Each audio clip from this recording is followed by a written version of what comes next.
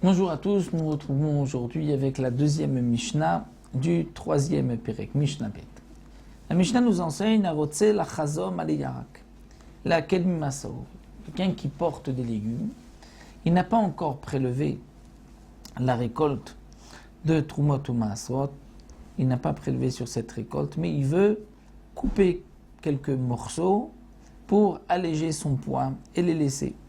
Eh bien, lo yashlichat shiaser, on lui dit non, ne jette rien avant d'avoir prélevé le maaser. Pourquoi? De peur qu'un maaretz va les trouver, va les manger, alors qu'il y avait déjà une obligation de prélèvement. Dès que les légumes, on les a attachés ensemble, il y a une obligation de prélever. Donc, de peur que un maaretz les trouve et les mange sans prélever, on dit à celui qui les porte, attention, ne jette rien, il ne reste rien de côté tant que tu n'as pas prélevé le maaser. De même, à l'okeyach yerek minashuk, un homme qui achète un légume du marché. Donc il a pris la botte de légumes, dont on sait quel est le prix. Donc dès qu'il l'a pris, en vérité, il devient propriétaire de ces légumes et il doit payer le prix de ces légumes. Mais il décide de les reposer.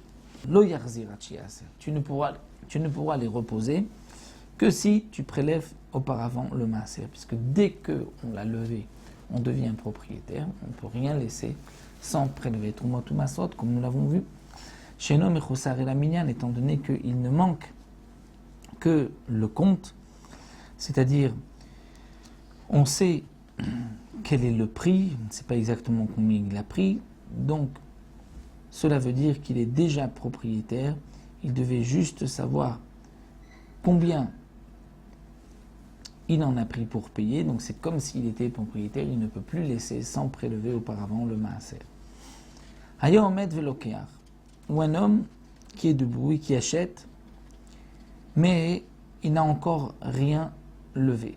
Vera to anacher yefemimenu, et tout d'un coup il voit une autre botte, c'est-à-dire des légumes plus beaux que les premiers.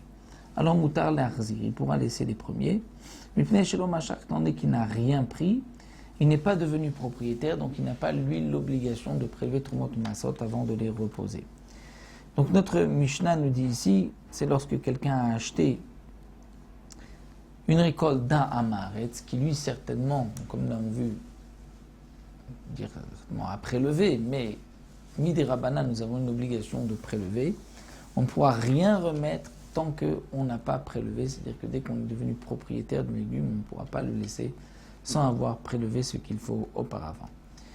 Donc la Mishnah nous a enseigné que même lorsqu'on laisse, on veut se décharger, on doit d'abord prélever pour ne pas qu'un maaretz trouve par la suite ses légumes et les mange sans prélever Trumot ou Maasrot.